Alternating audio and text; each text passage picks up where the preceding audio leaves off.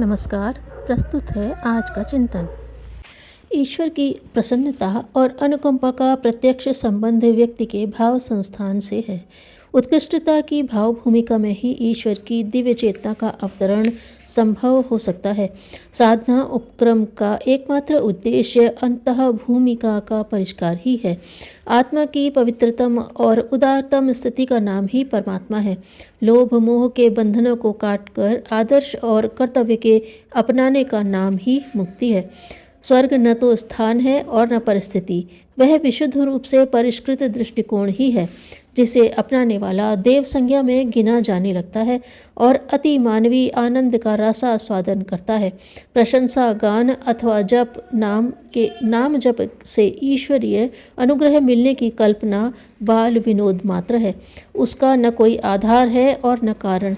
अमुक कर्म कांड को देखकर अथवा अमुक उच्चारण को सुनकर ईश्वर प्रसन्न हो सकता है, ऐसा सोचना परम ब्रह्म की सत्ता और महत्ता का उपहास करने जैसा है। उपासना का तथ्य यदि न समझा जाए तो उस दिशा में किए गए प्रयत्न काल क्षेप मात्र बनकर रह जाएंगे।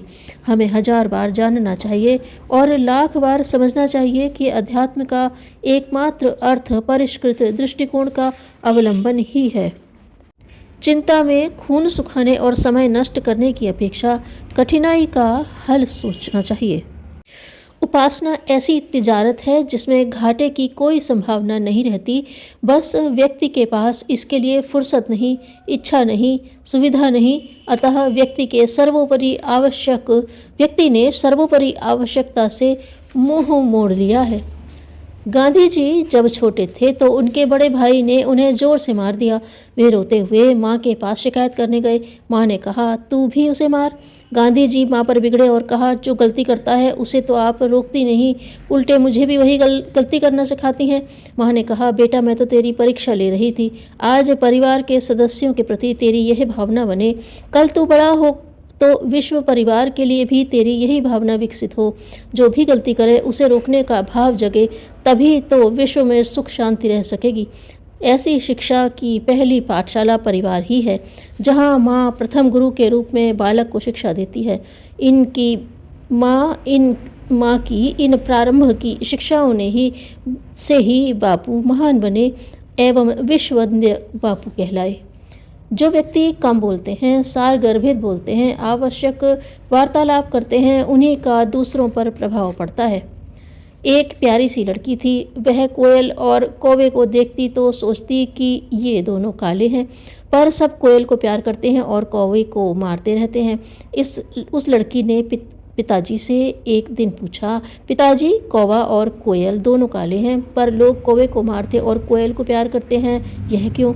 बालिका के सिर पर हाथ फेरते हुए पिता ने उत्तर दिया, कोयल सबको प्यारी है क्योंकि वह मीठा बोलती है। वाणी और भावनाओं की मधुरता के कारण ही वह सबकी प्यारी बन गई। कौवा तो स्वार्थी पक्षी माना जाता है, किसी का भी खाना चुरा लेता है और कठोर वाणी बोलता है, इस कारण आदर से वंचित रह जाता है। मीठा बोलना चाहिए, चालाकी कभी नहीं करनी चाहिए। एक घोंसले में एक चिड़िया का बच्चा और उसकी माँ रहते थे। बच्चा बाहर निकलने का साहस नहीं कर पा रहा था। एक दिन की बात है कि घोंसले में बैठे नन्हे से चिड़िया के बच्चे ने अपने पर फड़फड़ाए और सहम कर जहाँ था चिपक कर बैठ गया। बच्चे को डरा हुआ देखकर माँ ने उसे घोंसले से नीचे धकेल दिया और कहा, जब तक तू भय नहीं छोड़ेगा उड़ना कहाँ से आएगा। दूसरे क्षण नन्हा पक्षी हवा में उड़ रहा था। माँ तो माँ है, वह अपना हृदय कड़ा करके बच्चे के विकास के लिए कठोर शिक्षा की विधि भी अपनाती है। उसके हर काम में बालक का हित छिपा रहता है। अंधड़ आया, उसके कारण एक विशाल वृक्ष पृथ्वी पर गिर गया।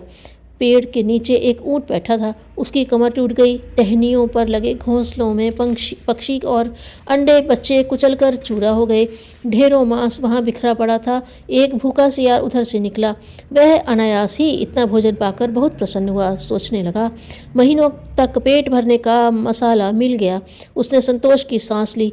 निश्चिंत होकर उसने नज़र दौड़ाई तो नदी तट पर एक बड़ा सा मेढक दिखा। सियार ने सोचा, पहले इसे लपक लिया जाए, नहीं तो यह डुबकी लगाकर भाग खड़ा होगा और हाथ से निकल जाएगा। सियार ने मेंढक पर झपट्टा मारा, मेंढक नदी में खिसक गया। सियार भी इस चिकनी मिट्टी में फिसलता चला गया और गहरे पानी में समा गया। इसे कहते हैं लालच का फल। जो है उसी में संतोष करना ही बुद्धिमत्ता है।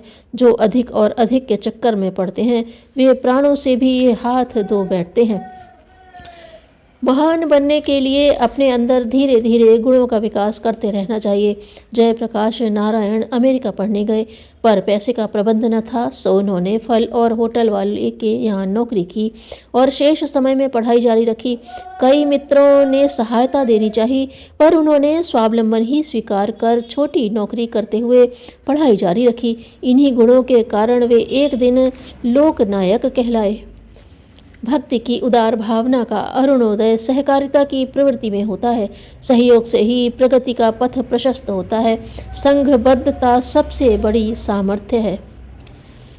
एक विचार बन जाना, लोगों का एक मन हो जाना अर्थात एक मत हो जाना ही संगठन है।